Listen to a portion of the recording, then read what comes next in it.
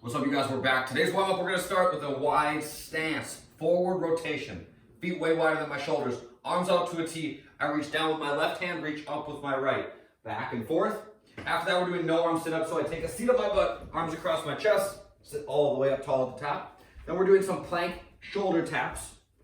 I'm going to plank on my hands, trying to let my hips stay level to the ground as I go back and forth, tapping the opposing shoulder, and then some leg swings to finish. So I stand on my left leg, and I swing my right. So when I swing back, I let my leg bend. When I swing forward, I'm keeping it locked out. Okay, so when I swing back, it bends. When I swing forward, I'm keeping it locked out. A little stretch on the hamstring when I swing forward. A little stretch on the hip flexors when I swing back. The workout. So the equipment version is going to have 3 movements. We're going to do goblet step-ups, hand-to-hand swings, and then double unders or lateral jumps. So goblet step-ups, got the dumbbell holding it in front of my chest just like so. And I'm just stepping up alternating sides as I go. So I step up on the right, and then step down. Step up on the left, and then step down. Hand-to-hand swings are a little bit more tricky. So I want you guys to start with just some straight up Russian swings where we use both hands. I swing back, and then open my hips, and lift the dumbbell up until it's about shoulder height, something like that. If you have a kettlebell, that works even better for these, but the dumbbell will certainly do the trick. If that feels okay, and you're like, okay, cool, I got this. I feel like I can keep my back nice and straight. I feel like we're using our hips to move the weight, so the opening of our hips is what's doing the work here. And you feel comfortable with that, then you can add in the hand-to-hand part of it. So all I'm going to do for that is I'm going to lift the dumbbell up with one hand. So same basic swing, but I'm only holding on to it with one hand, and the other hand comes up and over, grabs the dumbbell, and then it swings back. So it looks like this. So I transition hands in the air, up out in front of me.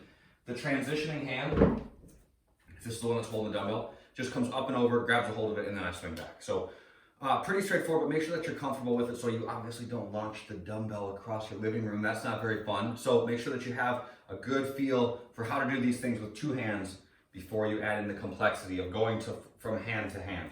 Last thing we're doing is just double unders or else lateral hops. So double unders with the jump rope if you have it. Otherwise, just straight up lateral hops over the dumbbell. The bodyweight version. We're going to be doing some step-ups. Note that the reps are a little bit different here. So step-ups, no weight. We're going to be doing more of them.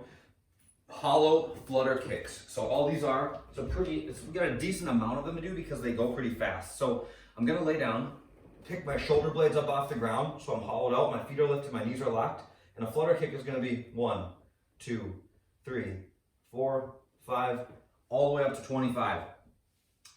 If you're doing these from your knees, so if it starts to look like this, okay, you're not really doing a whole lot there. So think about keeping your knees locked out, keep your legs fully extended, and let the movement come from your hips. Go at a slower pace if that helps you find the challenge that's most appropriate for these things. And make sure that your shoulder blades are lifted up because that's going to help make sure that your back is in the position that we need it to be in.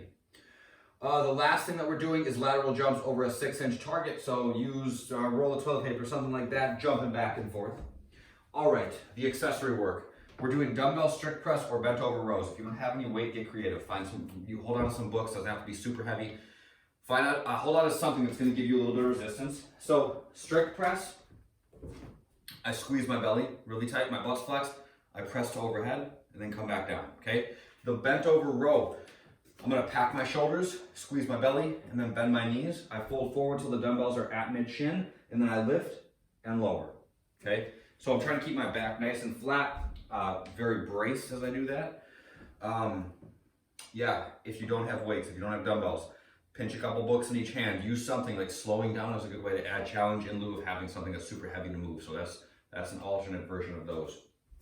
The mobility work we're doing today, we've got 3 different movements. We're going to do a wide-legged standing forward fold. Okay, so I'm kind of back to that first position we were in when we started. I'm just going to fold forward. So I'm sending my hips back. You guys want to bend your knees, you can always move around a little bit. But we're putting a little stretch on the adductors, so the inside of the legs here. Next, we're going to take a seat on the ground.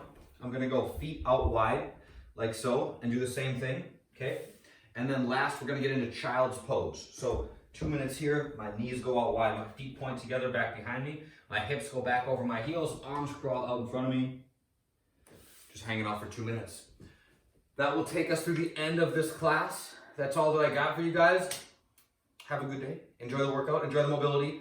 If you have questions, feel free to shoot me an email. That's all I got for you for today. Have a good one. I'll see you next time. Bye.